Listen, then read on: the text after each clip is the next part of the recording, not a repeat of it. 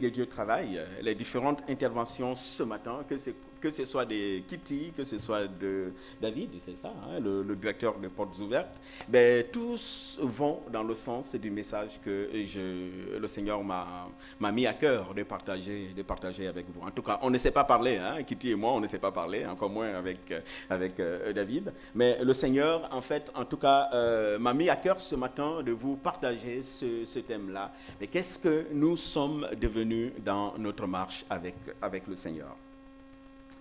Lorsque je suis arrivé, j'ai commencé par développer le thème sur l'Église. On ne fait pas Église tout seul. Après avoir établi qu'on ne fait pas Église tout seul, nous avons vu ensemble quelle est cette Église que Dieu désire au travers donc des 7 lettres que le Seigneur a adressées aux églises de l'Asie mineure. Nous avons vu ensemble sur une période d'un peu plus de 2 mois quelle est donc cette Église que Dieu désire. Ce matin, donc, je veux nous amener à réfléchir à nous-mêmes. Qu'est-ce que nous sommes réellement en tant qu'enfants de Dieu? Qui sommes-nous? En d'autres termes, qui sommes-nous devenus dans notre marche avec le Seigneur? Si pour les églises de l'Asie mineure, c'est le Seigneur lui-même qui fait l'état des lieux, c'est lui qui évalue ces églises, c'est lui qui apprécie quelques-unes et qui dénonce les attitudes des autres, en fait, pour nous et les mois à venir, nous serons amenés ici à faire le bilan nous-mêmes de notre vie spirituelle. Vous savez, c'est tellement évident pour savoir qui nous sommes devenus. Il faut d'abord commencer par se questionner sur ce que nous étions avant. Il faut savoir ce qu'on était avant pour véritablement savoir aujourd'hui ce que nous sommes devenus. L'histoire de tout être humain se déroule en 3 temps: passé, présent et à venir. Et l'invitation pour nous aujourd'hui, c'est de jeter un regard sur notre passé. Qui est-ce que nous étions avant notre rencontre avec le Seigneur Jésus-Christ? Et depuis cette rencontre avec le Seigneur Jésus-Christ, qui sommes-nous véritablement devenus? C'est en faisant ces 2 exercices que nous pourrons sereinement envisager l'avenir et voir comment nous pouvons continuer cette marche avec le Seigneur Jésus-Christ. Il nous faut donc savoir ce que nous étions avant notre conversion. Et cela nous aidera à cerner ce que nous sommes devenus aujourd'hui après notre conversion. Et l'histoire d'un homme, quelqu'un a déjà dit le nom de cet homme-là. L'histoire d'un homme nous aidera à faire cet exercice-là. Cet homme, c'est l'apôtre Paul. Et je vous inviterai donc à lire Actes chapitre 26. Nous lirons à partir du verset 1 jusqu'au verset 23 et c'est notre frère Nathanaël qui va nous aider dans la lecture. Nathanaël, est-ce que tu peux bien nous aider? Merci.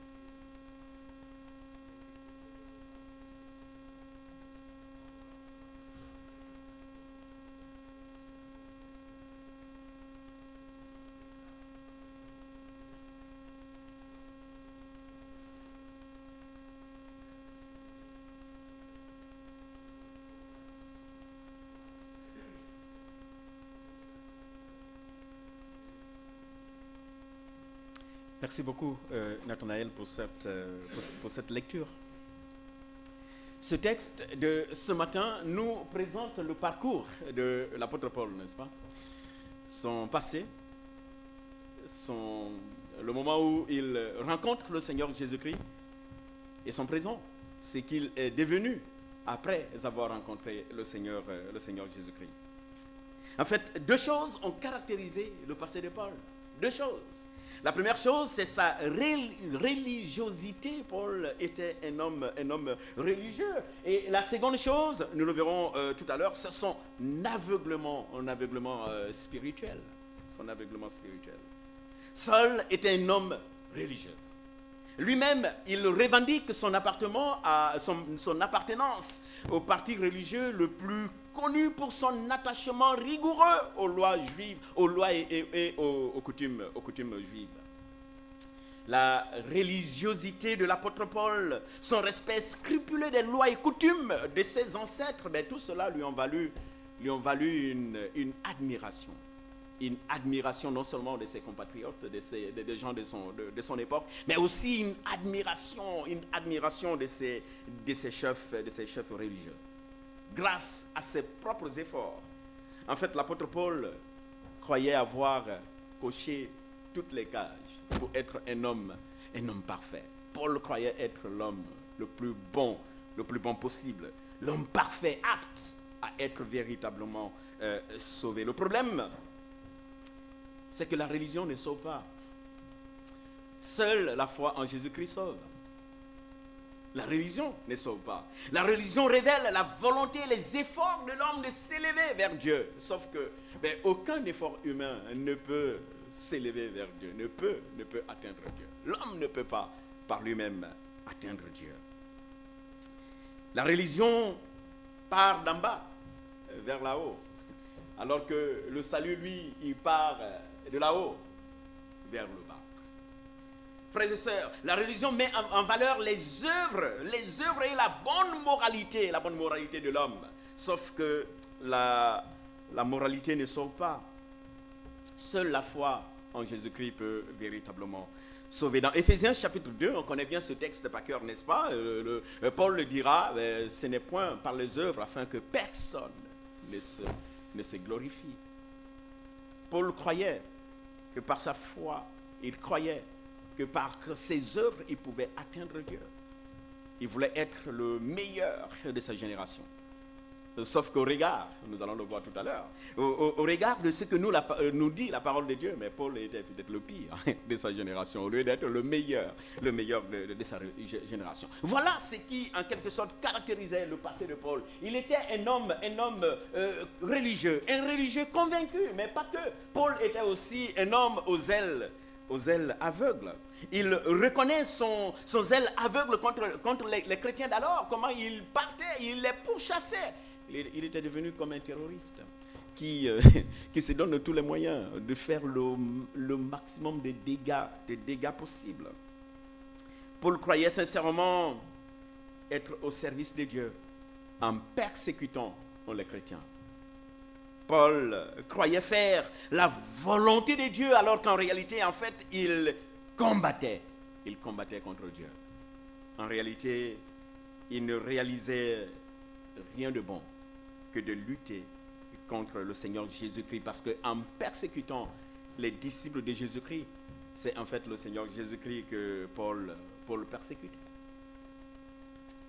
Frères et sœurs, comme l'apôtre Paul, plusieurs ne réalisent pas qu'ils persécutent le Seigneur Jésus-Christ lorsque ces personnes-là calomnient les enfants de Dieu, lorsqu'ils critiquent les enfants de Dieu, lorsqu'ils médisent ou méprisent, ils méprisent les enfants de Dieu. Et cela, malheureusement, peut se passer parmi nous aussi, en tant qu'enfants de Dieu, ceux qui se font appeler des enfants de Dieu. Le Seigneur Jésus dira dans Matthieu chapitre 25, verset 40, « Chaque fois que vous l'avez fait à l'un des plus petits de mes frères, c'est à moi-même que vous l'avez fait. Chaque fois que vous avez donné un verre d'eau à l'un de ces petits, chaque fois que vous avez vêtu un de ces petits, c'est à moi que vous l'avez fait. » Mais aussi, ce texte peut aussi être utilisé en disant, « Chaque fois que vous avez critiqué l'un de ces petits de mes frères, c'est moi que vous avez critiqué. Chaque fois que vous vous avez porté un regard malveillant contre l'un de ces petits-là, de mes frères, c'est en fait contre moi que vous êtes en train de le faire. Et c'est malheureusement ce que l'apôtre Paul était en train de faire. Nombreux sont aujourd'hui ceux qui croient être au service de Dieu.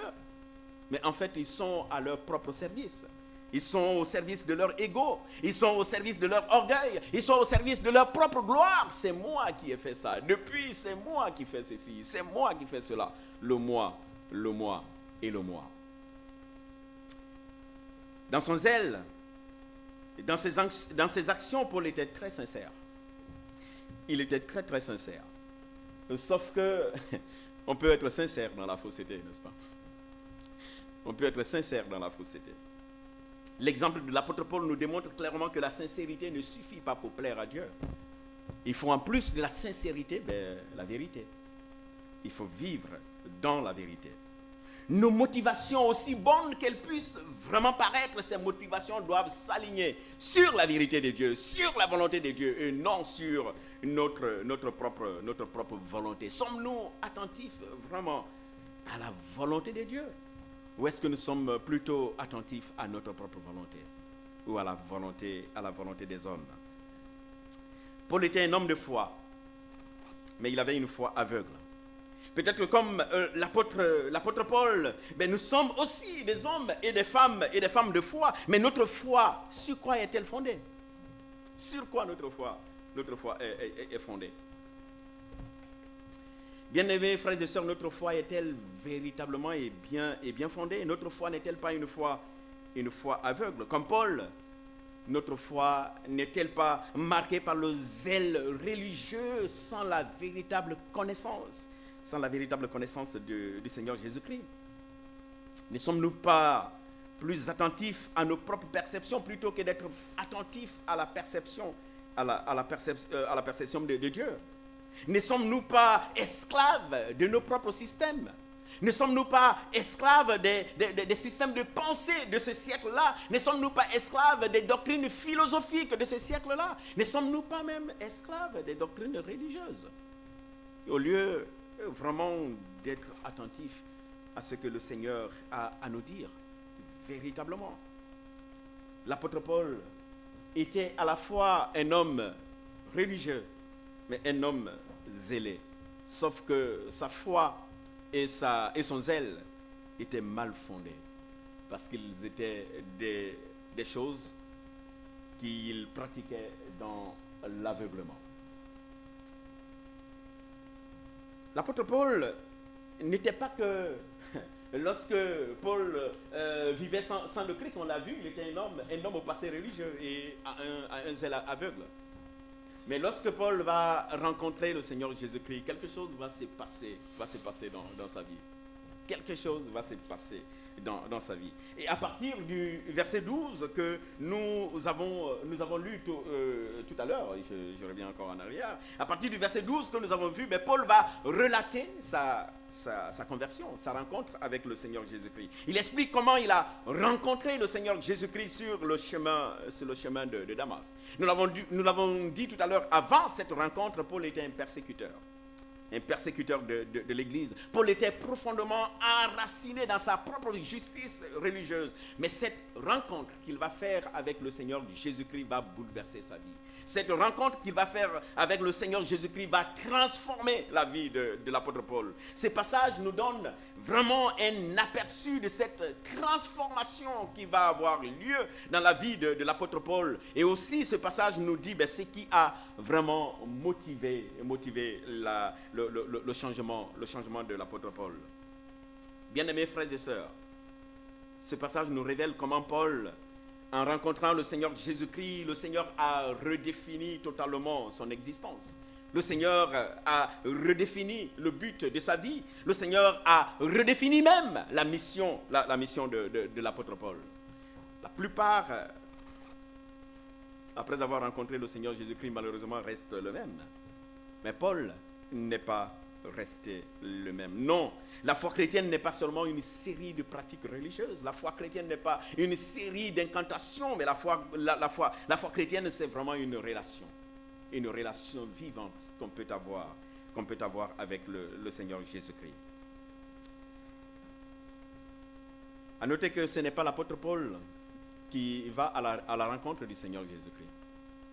Au moment où Paul est sur le chemin de Damas, il partait pour persécuter les gens. Il était en mission, mais une mission mal placée. Il partait pour persécuter les gens. Mais sur ce chemin de Damas, c'est la grâce de Dieu qui vient d'en haut à la rencontre de l'apôtre Paul. C'est la grâce de Dieu qui vient le rencontrer. Et quand la grâce de Dieu nous rencontre, plusieurs choses se passent dans notre vie. Quand la grâce de Dieu nous rencontre, en fait, cette grâce ne nous laisse pas tels que nous sommes. Écoutons ce que l'apôtre Paul va dire au verset 13. Il dira, j'étais en chemin et il était environ midi. C'est alors, ô roi, que j'ai vu. J'ai vu venant du ciel une lumière plus éclatante que celle du soleil. La première chose qui a motivé le changement de l'apôtre Paul, la transformation de l'apôtre Paul, la conversion de l'apôtre Paul, c'est en fait ce que Paul a vu. Ce que Paul a vu. L'apôtre Paul va voir la lumière, une lumière. La question qu'on pourrait se poser, c'est pourquoi l'apôtre Paul voit une lumière? Frère, il y a une clé à découvrir ici. Pourquoi Paul voit une lumière? Il voit une lumière simplement parce qu'il vivait dans les ténèbres. Paul vivait dans les ténèbres. Et qui que nous soyons, avant notre rencontre avec le Seigneur Jésus-Christ, quel que soit notre statut, quelle que soit notre personne, quelle que soit notre identité, quel que soit notre niveau, notre rang, nous étions tous des personnes qui vivaient dans les ténèbres. Notre passé est marqué de ténèbres. Nous étions des enfants de ténèbres. Nous étions aveuglés par les ténèbres. Paul a vu la lumière et cette lumière va radicalement changer la vie de cet homme-là. La lumière a transformé la vie de l'apôtre Paul. Ma question ce matin est vous, bien-aimés frères et sœurs, avez-vous réellement vu la lumière du Seigneur Jésus-Christ au moment où vous avez rencontré le Seigneur Jésus-Christ? Êtes-vous capable ce matin de dire en fait que vous êtes dans la lumière de Christ? La Bible dit, vous êtes la lumière du monde. Nous sommes la lumière du monde. Sommes-nous capables de le dire aujourd'hui que nous sommes dans la lumière? Nous pouvons l'affirmer, frères et sœurs, que nous vivons vraiment, nous sommes cette ville située sur une montagne qui ne peut vraiment se cacher. Est-ce que nous marchons encore dans la lumière? Est-ce que nous marchons conformément à la lumière du Christ? La lumière a changé la vie de l'apôtre Paul. Au contact de la lumière du Christ, Paul n'est pas resté le même. Il a été totalement transformé. Non, on ne peut pas prétendre avoir vu la lumière et continuer à vivre dans l'obscurité.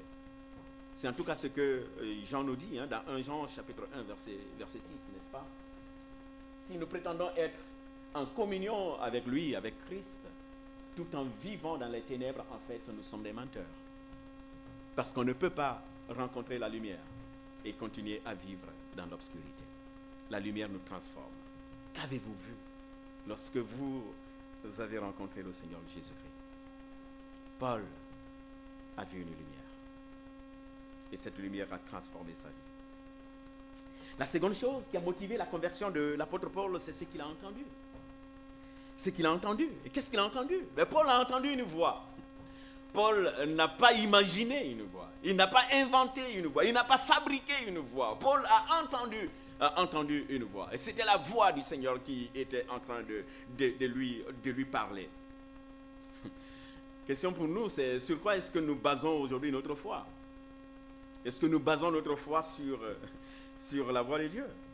Avons-nous véritablement entendu la voix du Seigneur? Avons-nous la conviction que c'est bien le Seigneur qui nous a parlé?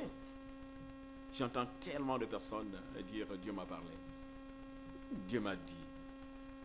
Arrêtons de dire « Dieu m'a dit » alors que ce n'est pas le Seigneur qui nous a dit ou qui nous a parlé. Paul a entendu la voix du Seigneur. Et cette déclaration était fondée sur ce qu'il a entendu. Sur quoi fondons-nous notre foi? Sur ce que les gens nous disent ou sur ce que la parole de Dieu, la Bible, nous enseigne? conformons-nous nos pratiques au quotidien sur ce que la science nous enseigne. Je n'ai rien contre la science, elle est tellement bonne, on apprécie tellement les choses que la science fait aujourd'hui, etc. Mais la science, mise le plateau avec la parole de Dieu, qu'est-ce qui passe pour nous en tant qu'enfants de Dieu? La Bible est la parole de Dieu. Qui sommes-nous véritablement devenus dans notre marche avec le Seigneur Jésus-Christ? Quand nous entendons, frères et sœurs, de manière audible la voix de Dieu, notre conversion saura sur quoi vraiment se construire. Et lorsque notre conversion s'est basée sur la parole de Dieu, malgré les vents et les tempêtes, notre foi restera stable parce qu'elle est fondée sur la fondation solide. Et cette fondation solide n'est rien d'autre que la parole, la parole de Dieu. La parole de Dieu. L'apôtre Paul a vu la lumière, il a aussi entendu de manière audible le Seigneur qui était en train de lui parler. Ce qui a motivé la conversion de l'apôtre Paul, c'est aussi, en fait, après sa rencontre avec le Seigneur Jésus-Christ, il va recevoir une mission. Il va recevoir une mission bien claire et bien précise. Le Seigneur lui dit ce qu'il attendait de lui. En fait, on ne peut pas rencontrer le Seigneur Jésus-Christ et sortir de cette rencontre bredouille. On sort toujours avec une mission. On sort toujours avec un appel. On sort toujours avec une vocation. Et je pense que les semaines à venir, nous verrons quelques vocations que le Seigneur nous confie quand il nous appelle. Le frère David nous en parlait tout à l'heure, de l'une de ces vocations-là, la prière. Quand le Seigneur nous appelle, il peut faire de nous des hommes et des femmes de prière. Qui sommes-nous devenus? Est-ce que nous sommes devenus des hommes et des femmes de prière? Nous aurons à traiter ce sujet-là par la grâce de Dieu. Est-ce que nous sommes devenus des hommes et des femmes de prière? Quand le Seigneur nous appelle, il fait aussi de nous des adorateurs. Est-ce que nous sommes devenus des adorateurs? On parlera de l'adoration. Le Seigneur fait de nous des intendants, de bons intendants. Est-ce que nous sommes devenus de bons intendants? Intendants de notre corps, intendants de notre temps, intendants des finances qu'il met à notre disposition. Que sommes-nous? Qui sommes-nous devenus dans notre marche avec le Seigneur Jésus-Christ? C'est quoi ta mission, ta mission aujourd'hui? Pour l'apôtre Paul, en tout cas, sa mission, c'était d'ouvrir les yeux des nations, les amener à la lumière, les libérer du pouvoir du péché et les libérer du pouvoir de Satan. En fait, je trouve que le verset... oui, c'est bien là. On voit ce que Paul est devenu, la mission qu'il reçoit. Je trouve que le verset 18 résume bien ce que l'Évangile fait dans la vie d'un homme. L'Évangile nous délivre des ténèbres. L'Évangile nous libère de la puissance de Satan. L'Évangile remet nos péchés. Et l'Évangile nous donne accès à un héritage. Cet héritage que nous avions perdu. Paul devait témoigner. Il devait témoigner aux hommes ce qu'il a vu et ce qu'il a entendu. Il n'avait pas à fabriquer quelque chose. Il n'avait pas à inventer quelque chose. Il avait reçu quelque chose du Seigneur. Et c'est ça qu'il devait simplement annoncer. Sa mission consistait donc à faire prendre conscience aux hommes de leur état d'hommes perdus, d'hommes pécheurs. Voilà la mission que Dieu, le Seigneur, confie à l'apôtre Paul. Mieux, il devait les persuader qu'en croyant vraiment au Seigneur Jésus-Christ, en fait, ils recevaient le pardon de leurs péchés et ils devenaient ainsi membres, héritiers du royaume de Dieu. Ils devenaient donc héritiers des promesses de Dieu. Et de cet appel de l'apôtre Paul, nous apprenons quelque chose pour nous aujourd'hui. La conversion s'accompagne toujours d'une mission. La conversion s'accompagne toujours d'une mission. Quand nous rencontrons le Seigneur Jésus-Christ, en fait, il nous appelle à faire partie de son équipe. Il nous appelle à faire partie de son équipe parce que le Seigneur a une œuvre à accomplir. Et c'est avec nous qu'il veut accomplir cette œuvre-là. Chaque croyant a un rôle à jouer dans le royaume de Dieu. Et ce rôle-là, il peut le jouer soit par son témoignage auprès des non-croyants, mais il peut aussi jouer ce rôle-là par le service qu'il rend à Dieu auprès de l'Église, à l'extérieur aussi. Le chrétien, lorsqu'il rencontre le Seigneur Jésus-Christ, ben, il reçoit de Dieu une mission. Il peut accomplir cette mission-là aussi, hein, par les dons, les différents dons, les différentes aptitudes que le Seigneur le confie. Notre marche avec le Seigneur ne se limite pas seulement à la transformation personnelle.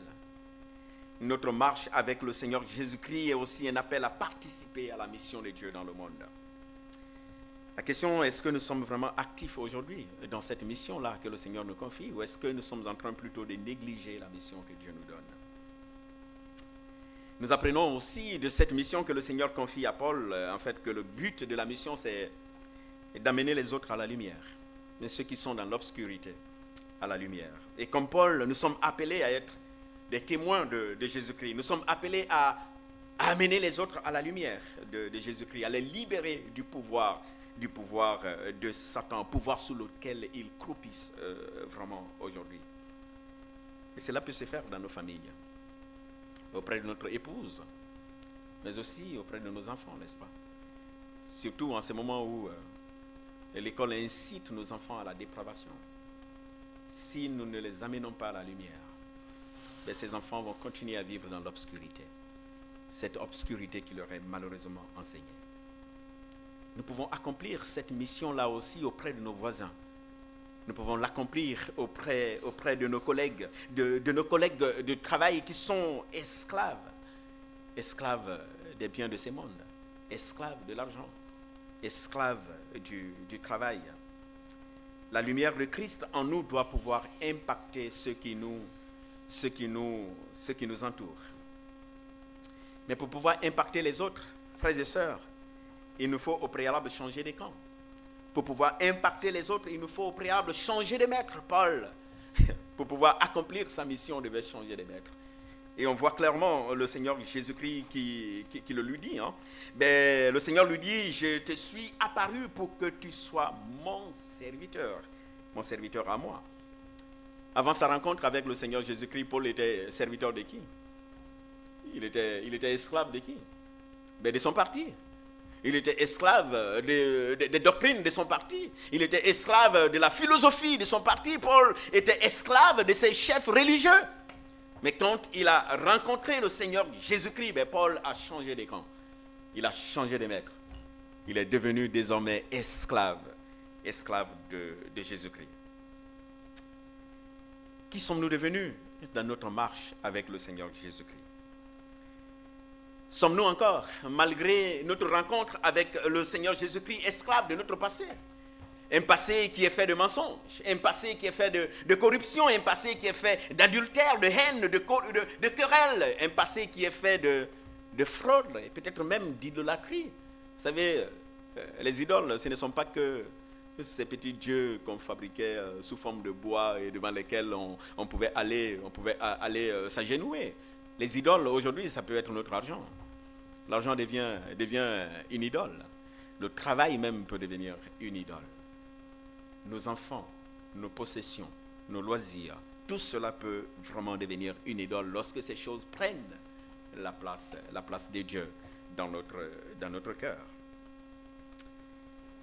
Sommes-nous encore esclaves de notre passé? Ou est-ce qu'après avoir rencontré le Seigneur Jésus-Christ, bien en fait, nous sommes devenus esclaves de notre présent? Un présent fait de lumière et un présent fait d'œuvres de lumière. Parce que quand le Seigneur nous appelle à lui, ben c'est aussi pour que nous puissions poser des actes qui puissent vraiment le glorifier. En suivant le parcours de Paul, on voit que après avoir rencontré le Seigneur Jésus-Christ, la vie de Paul va complètement changer. Et Paul, avec le Seigneur Jésus-Christ, 3 choses vont désormais caractériser sa vie. La première chose qui va caractériser la vie de l'apôtre Paul, c'est en fait son obéissance à la mission que le Seigneur lui a confiée. Paul dira, je n'ai point résisté. En d'autres termes, on pourrait dire, d'autres versions disent, je n'ai pas désobéi. Je n'ai pas désobéi à la vision que j'ai reçue de Dieu. Je n'ai pas désobéi à l'ordre que j'ai reçu de Dieu. En fait, il n'a pas Il n'a pas été comme Jonas, qui reçoit un appel et qui tente de fuir cet appel-là, par tous les moyens, parce qu'il ne voulait pas l'accomplir. Paul accepte cette mission de Dieu. Et bien, sa rencontre avec le Seigneur Jésus-Christ, il obéit immédiatement à l'appel divin. Il s'est engagé, il a annoncé l'évangile à qui devait l'entendre. Mais l'apôtre Paul, son présent avec le Seigneur Jésus-Christ était aussi caractérisé par la fidélité malgré l'opposition, malgré la persécution. Paul a été persécuté. On parlait de persécution ce matin. On parlera encore de persécution à la fin de ces mois, à la rencontre des portes ouvertes. Paul n'a pas renoncé à sa mission. Il est resté ferme parce qu'il savait qui il a rencontré. Et il avait la conviction de ce qu'il a entendu et vu. Les Juifs ont cherché à le tuer, mais Paul a persévéré. Oui, Paul a été arrêté, mais il a persévéré. Paul a rencontré de nombreuses oppositions, mais il a persévéré. Il est resté fidèle à son appel, fidèle à sa mission, à sa vocation. Le présent de Paul était aussi caractérisé par une dépendance totale à Dieu. Et il le dit clairement dans le texte que nous avons lu ce matin. Lui-même reconnaît que c'est grâce à Dieu qu'il a pu accomplir toutes ces choses-là. Il ne se reposait plus sur ses forces personnelles, sur ses propres forces. Mais il se reposait entièrement sur les capacités de Dieu. Sa capacité lui venait désormais de Dieu. Voilà pourquoi il dit « Je puis tout par celui qui me fortifie, qui me rend fort. » Qui est-ce que nous sommes devenus dans notre marche avec le Seigneur Jésus-Christ? Y a-t-il une différence entre notre passé et notre présent? Notre passé sans Christ et notre présent avec le Seigneur Jésus-Christ? Quel est donc cet impact que notre vie a sur notre entourage, sur nos enfants, sur notre épouse, sur nos collègues du travail? Notre vie a-t-elle un impact? Quelle qualité de vie révélons-nous aujourd'hui au monde? Que nous montrent nos actions? Ou que montrent nos actions au monde? Que montrent aujourd'hui nos paroles, nos attitudes au monde? La rencontre de Paul avec le Seigneur Jésus-Christ l'a complètement bouleversé, l'a complètement changé. Il n'est pas resté le même. L'apôtre Paul a totalement changé. Et j'ai mis pour vous ici quelques changements qui ont eu lieu dans la vie de Paul. Il était persécuteur, il est devenu lui-même désormais un homme persécuté. Paul qui est traduit devant les responsables pour être jugé. Lui qui jetait les autres en prison, c'est en fait lui qui est désormais jeté en prison. Paul qui était esclave du parti des pharisiens est devenu esclave du parti du Seigneur Jésus-Christ. C'est lui qui défendait désormais la doctrine et la vérité de Dieu. Le meurtrier est devenu communicateur de la vie éternelle, de la vie qui compte véritablement. Paul, l'homme zélé pour la cause des hommes, est devenu le zélé pour la cause du Christ. Rien ne pouvait arrêter l'apôtre Paul dans son dévouement à la cause de Dieu. Même pas la mer, même pas la tempête, même pas la persécution, même pas la loi. Il était prêt à défier toutes les lois de la nature pour aller annoncer la parole de Dieu. Paul qui cherchait à faire disparaître l'évangile, il est devenu le promoteur et le défenseur de l'évangile. Le docteur de la loi est devenu le fou, n'est-ce pas? Il est devenu le fou de Dieu. Et le fou pour la cause de Dieu. Paul, après avoir rencontré le Seigneur Jésus-Christ, est devenu un disciple, un témoin, un serviteur, un esclave. Non, notre passé ne détermine pas notre futur avec le Seigneur Jésus-Christ.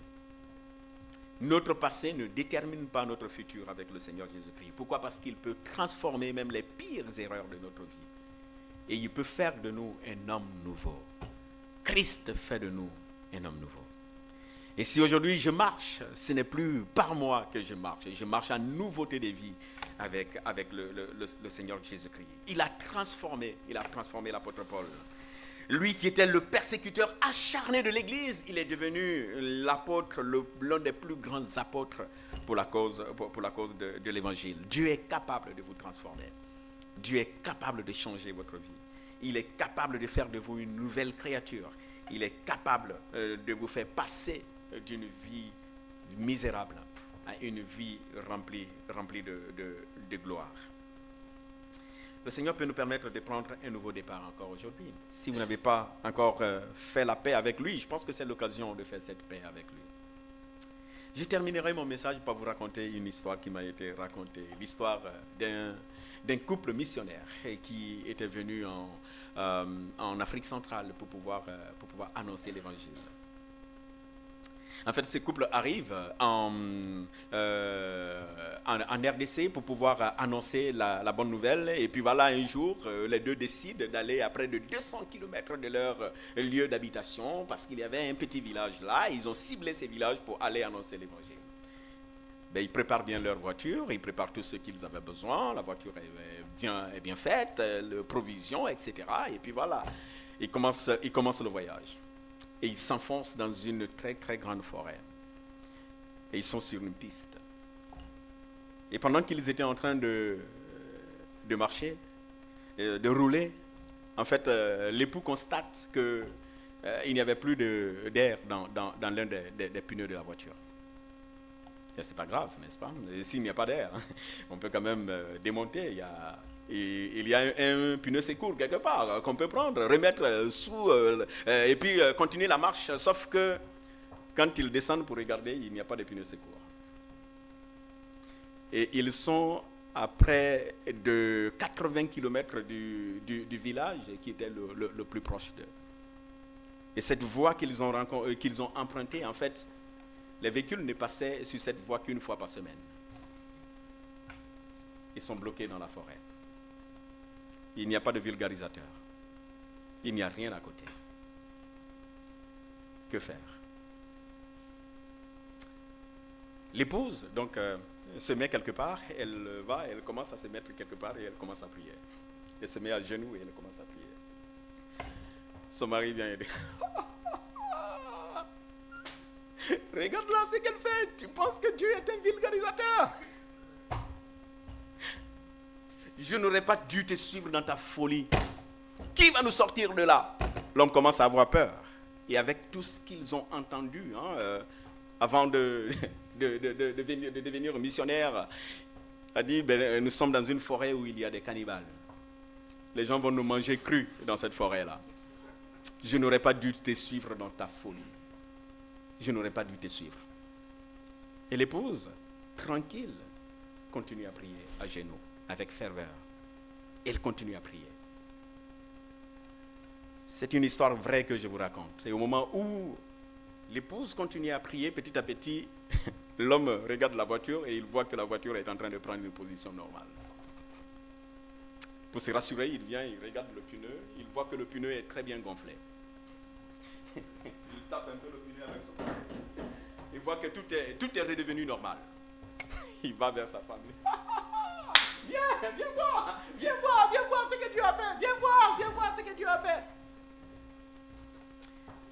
Et cet homme, c'est ce jour qu'il a rencontré le Seigneur Jésus-Christ. C'est ce jour qu'il a fait la rencontre avec le Seigneur Jésus-Christ.